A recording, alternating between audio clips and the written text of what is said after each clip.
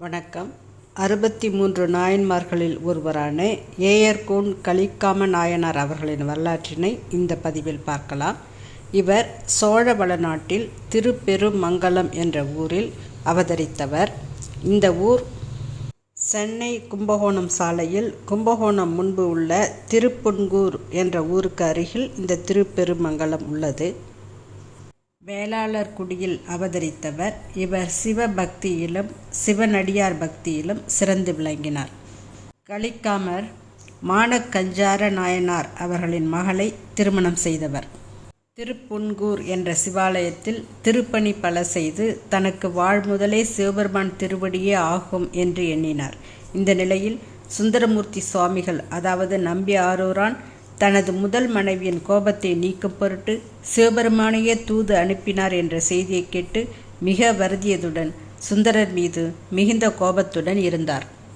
மேலும் இந்த செய்தியை கேட்டு இறக்காமல் இருக்கிறேனே என்று எண்ணி வருத்துவார்.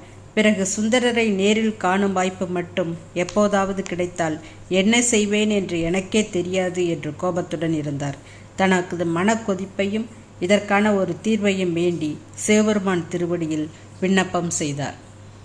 நாள்தோறும் சுவாமியை பணிந்து போற்றி வர உயிர்களுக்கெல்லாம் தலைவரான சிவபெருமான் சுந்தரரையும் கலிக்காமரையும் நண்பராக ஒன்று சேர்க்க விரும்பினார்.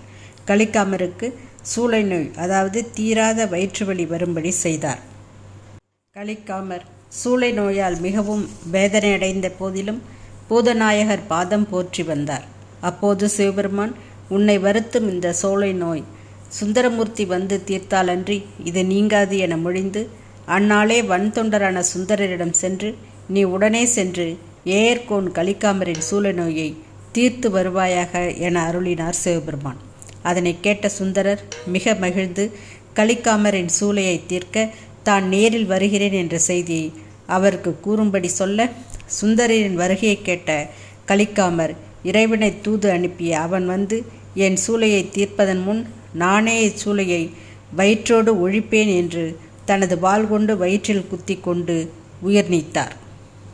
இது கண்ட கலிக்காமரின் மனைவி தன்னை மாய்த்து கொள்ள முற்படும்போது சுந்தரர் அங்கு அருகில் வந்துவிட்டார் என்ற செய்தியை கேட்டவுடன் தனது பணியாளர்களை நோக்கி ஒருவரும் அழாது இருங்கள் என்று சொல்லிவிட்டு சுந்தரமூர்த்தி சுவாமிகளை வணங்கி பூரண கும்பம் வைத்து சிரித்த முகத்துடன் வரவேற்றார். சுந்தரர் உள்ளே வந்ததும் சூளை கொண்டு வாடும் கலிக்காமர் எங்கே என கேட்க பணியாளர்கள் கலிக்காமரின் மனைவியார் முன்பே சொன்னபடி உள்ளே உறங்கிக் கொண்டிருக்கிறார் என்று கூறியதை கேட்ட சுந்தரர், என் மனம் நீங்கள் சொல்வதை ஏற்றுக்கொள்ளாத வகையில் உள்ளது என்றார். அவரை காண வேண்டும் என்று கூற அங்குள்ள மற்றவர்கள் கலிக்காமர் இறந்து கிடந்த அறைக்கு அழைத்துச் செல்ல அங்கு இரத்த வெள்ளத்தில் இறந்து கிடக்கும் கலிக்காமரை பார்த்து, இவரின் வழியே நானும் என்னை மாய்த்து கொள்வேன் என்று வாளை எடுக்க சிவபெருமான் அருளாலே கலிக்காமர் உயிர்ப்பித்து எழுந்தவுடன் கெட்டேனே என்று கூறிக்கொண்டே சுந்தரரின் கையை வாளோடு பிடித்து கொண்டார். உடனே சுந்தரர் கலிக்காமரின் திருவடியை வணங்க கலிக்காமர் சுந்தரரை எதிர்வணங்க தேவர்கள் வானில் பூமழை பொழிந்தனர். இருவரும் சேர்ந்து திருப்புன்கூர் திருக்கோயில் சென்றபோது சுந்தரர் அந்தநாளன் எனத் தொடங்கும் பதிகம் பாடி பின் இருவரும் திருவாரூர் சென்று பூங்கோயில் வணங்கி மகிழ்ந்தனர். பின் கலிக்காமர் தனது ஊரான திருப்பெருமங்கலம் திரும்பி வந்து திருத்தொண்டு பல செய்து செங்கன்மால் விடையார் பாதம் சேர்ந்தார். இத்தகைய சிறப்புகளை உடைய ஏயர்கோன் நாயனாரின் குரு பூஜை தினம் ஆனி மாத ரேவதி நட்சத்திர நாளில் அனைத்து சிவாலயங்களிலும் சிறப்பு வழிபாடுகள் செய்து கொண்டாடப்பட்டு வருகிறது. ஏயர்கோன் கலிக்காம நாயனார் போற்றி போற்றி.